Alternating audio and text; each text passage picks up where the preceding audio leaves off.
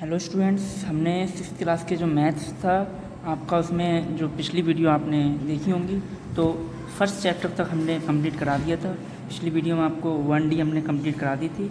आज हमारा नया चैप्टर जो है, दूसरा चैप्टर है पूर्णांक, वह हम स्टार्ट करा रहे हैं। तो देखिए, सबसे पहले समझिए कि पूर्णांक क्या होते हैं।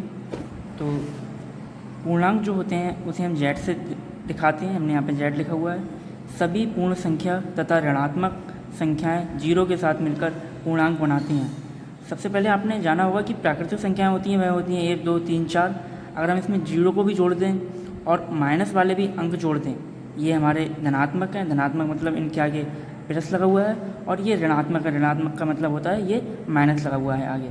तो जीरो के इधर क्या कहते हैं, दाईं साइड में जो है वो प्लस वाले आते हैं, और बाईं साइड में जो है ये माइनस वाले आते हैं। तो ये हमारे जो सब अंक हैं जो माइनस में और प्लस में और जीरो दिख रहा है ये आपको, यही हमारे पूर्णांक कहलाते हैं। पूर्णांक धनात्मक होते हैं और ऋणात्मक होते हैं। ठीक है, तो अब आपका जो ये चैप्टर है वह इसी पूर्णांकों पर आधारित है। देखिए, आपकी फर्स्ट एक्सरसाइज जो दी हुई है आपको 2A, यहाँ पर क्वेश्चन आपका फर्स्ट जो क्वेश्चन है, निम्नलिखित का विपरीत बताइए। हम यहाँ पर ये जनसंख्या में कमी दे रखी है, इसका विपरीत क्या होगा। तो देखिए, अगर किसी चीज़ में कमी हो रही है तो उसका अगर हम उल्टा निकालें तो क्या होगा, उल्टा जो होगा वृद्धि। तो यहाँ पर देखिए, जो इसका आंसर होगा फर्स्ट क्वेश्चन का, जनसंख्या में कमी, तो इसका विपरीत होगा जनसंख्या में वृद्धि। इसी प्रकार आपको और क्वेश्चन जो है, जैसे ये बैंक से धन निकालना, तो इसका उल्टा होगा बैंक में धन जमा करना। इसका उल्टा आप निकाल सकते हैं। दूसरा क्वेश्चन देखिए, यहाँ दिया हुआ है पूर्णांकों के प्रयोग द्वारा निम्न को प्रदर्शित कीजिए। तो 0 से 4 सेल्सियस ऊपर, मतलब 0 से हम 4 अंक ऊपर जा रहे हैं। तो देखिए, यहाँ पर ये हमने इंटीजर जो बनाया था, अगर हम 0 से 1, 2, 3, 4 ऊपर जाएंगे तो इसका मतलब क्या होगा कि हमारा प्लस में 4 आएगा। तो हमने इसका आंसर देखिए ये होगा कि 0 से 4 डिग्री सेल्सियस ऊपर तो प्लस 4 आएगा।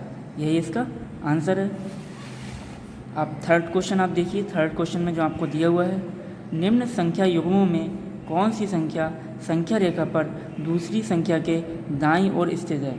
ये हमारी संख्या रेखा होती है, संख्या रेखा होती है, इसमें जीरो ये होता है, और जीरो के इस साइड में जो कौन सी संख्या है वह हमें निकालनी है।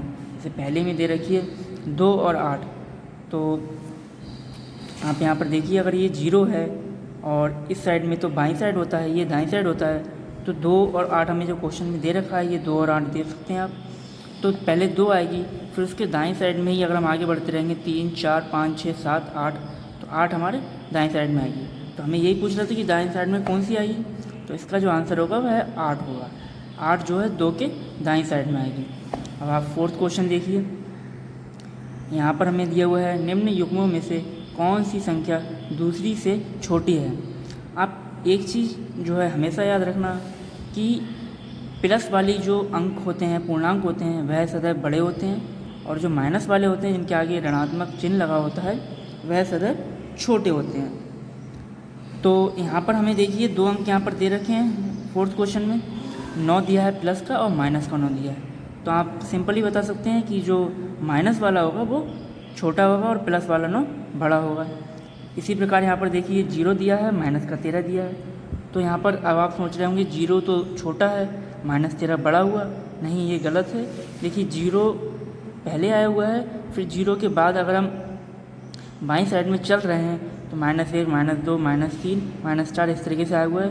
तो ये 0 से भी छोटे अंक हैं, -1, -2, -3। तो अर्थात ये है कि ये जो -13 है ये छोटा अंक है, छोटी संख्या है।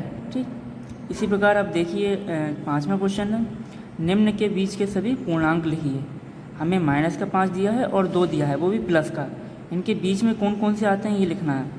तो फिर आप देखिए इंटीजर की तरफ, यहाँ पर हमें -5 दिया हुआ था और 2 दिया हुआ है। तो देखिए 2 ये है और 5 जो है 3 के बाद -4 आएगा, फिर 5 आएगा। तो इसके बीच में एक तो -4 आ रहा है, -3 आ रहा है, -2 आ रहा है, -1 आ रहा है, 0 आ रहा है और 1 आ रहा है। ये सारी संख्याएं आ रही हैं। तो इसका आंसर जो यही होगा, देखिए -4 माइनस का 3, माइनस का 2, माइनस का 1, 0 और 1, -5 और 2 के बीच में इतने पूर्णांक आएंगे। अब छठा क्वेश्चन आप देखिए, यहाँ पर इसमें दिया हुआ है निम्न में प्रत्येक को स्टार को ग्रेटर देन लेस देन से प्रतिस्थापित कीजिए ताकि कथन सत्य हो जाए। हमें ये दिखाना है कि ये 5 या 10 में कौन बड़ा है कौन छोटा है। तो देखिए फर्स्ट क्वेश्चन है 5 और 10 है, इसमें 10 बड़ा है तो हमने ये साइन लगा दिया और 5 छोटा है। इस साइन में जिसका तरफ मुंह खुला हुआ होता है, ये आप देखिए मुंह खुला है, तो वही संख्या बड़ी होती है, और जिधर ये पूंछ होती है, नुक होती है, उधर छोटी होती है। तो देखिए 10 बड़ा है और 5 छोटा है। अब बाकी भी आप क्वेश्चन इसी प्रकार कर सकते हैं। जैसे आपका -8 है और -17 है, तो इसमें जो बड़ा होगा वह -8 होगा, क्योंकि ये पहले आ रही है अगर हम माइनस वाली साइड में देखें तो, और -17 उसके बाद आ रही है, तो -8 बड़ा हो जाएगा और -17 छोटा हो जाएगा।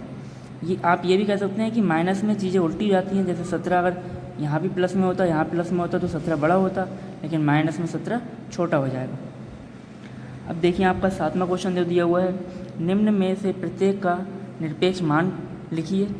निरपेक्ष मान का मतलब होता है अगर कोई चीज़ प्लस में है तो वह प्लस में ही रहेगी, और माइनस में है तो वह प्लस में बदल जाएगी। तो देखिए फर्स्ट क्वेश्चन में हमें 25 दिया हुआ है, ये प्लस में है तो प्लस में ही रहेगी, इसका निरपेक्ष मान 25 होगा। दूसरे में हमें 40 दिया हुआ है, तो 40 माइनस में है, हम इसका निरपेक्ष मान निकालेंगे तो 40 प्लस में बदल जाएगा। यही आपका आंसर है। अब आपके जो 8वां क्वेश्चन है, इसमें ट्रू फॉल्स दे रखे हैं, हमें मतलब सही गलत बताना है। तो देखिए पहला वाला जो है सबसे छोटा पूर्णांक 1 है, तो ये हमारा असत्य है, सबसे छोटा हमारा 1 नहीं है। इसी प्रकार देखिए जो आपका दूसरा क्वेश्चन दिया हुआ है, 0 एक पूर्णांक नहीं है, -1 बड़ा है -5 से, ये सही है आपका, आप देख सकते हो, तो हमने यहाँ पर नोट किया हुआ है। तीसरा जो है आपका एक धनात्मक पूर्णांक अपने ऋणात्मक पूर्णांक से छोटा होता है, ये भी आपका गलत है। किसी पूर्णांक का निरपेक्ष मान उस पूर्णांक से सदैव छोटा होता है, ये भी आपका गलत है। और -297 का पूर्ववर्ती -298 है, ये भी आपका सही है।